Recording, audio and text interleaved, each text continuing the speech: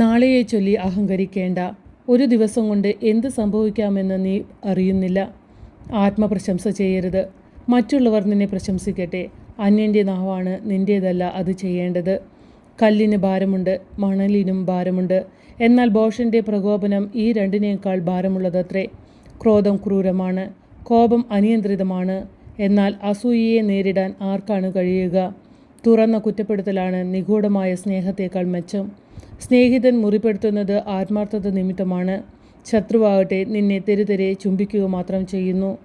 ഉണ്ടു നിറഞ്ഞവനെ തേൻ പോലും മടുപ്പുണ്ടാക്കുന്നു. വിശക്കുന്നവന് കയ്പും മധുരവുമായി തോന്നുന്നു. വീട് വിട്ട് അലയുന്നവൻ കൂടുവിട്ട് അലയുന്ന പക്ഷിയെ പോലെയാണ്.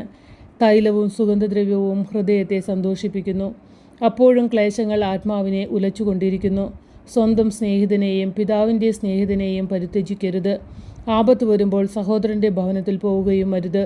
അടുത്തുള്ള അയൽക്കാരനാണ് അകലെയുള്ള സഹോദരനേക്കാൾ മെച്ചം. മകനെ, നീ ജ്ഞാനിയാവുക.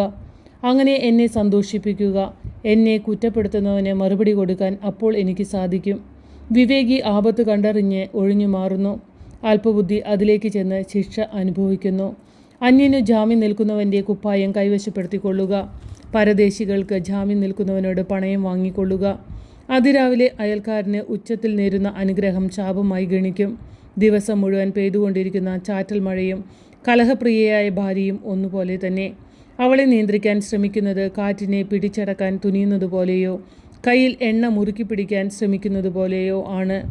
ഇരുമ്പ് ഇരുമ്പിന് മൂർച്ച കൂട്ടുന്നു. ഒരുവൻ അപരൻ്റെ ബുദ്ധിക്ക് മൂർച്ച കൂട്ടുന്നു. അത്തിമരം വളർത്തുന്നവൻ അതിൻ്റെ പഴം തിന്നും. യജമാനെ ശുശ്രൂഷിക്കുന്നവൻ ബഹുമാനിക്കപ്പെടും. വെള്ളത്തിൽ മുഖം പ്രതിബിംബിക്കുന്നത് പോലെ മനുഷ്യൻ്റെ മനസ്സ് അവനെ തന്നെ പ്രതിഫലിപ്പിക്കുന്നു. പാതാളവും നരകവും ഒരിക്കലും തൃപ്തി അടയുന്നില്ല. മനുഷ്യൻ്റെ കണ്ണുകൾ ഒരിക്കലും സംതൃപ്തമാകുന്നില്ല.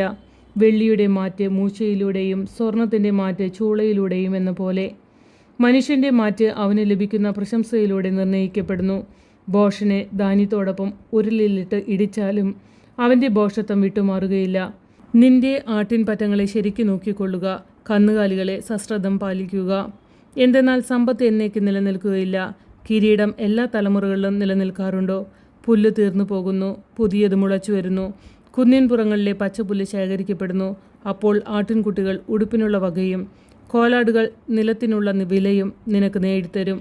നിനക്ക് കുടുംബത്തിനും വേണ്ടത്ര പാലും പരിചാരികമാരെ പോറ്റാനുള്ള വകയും ലഭിക്കും.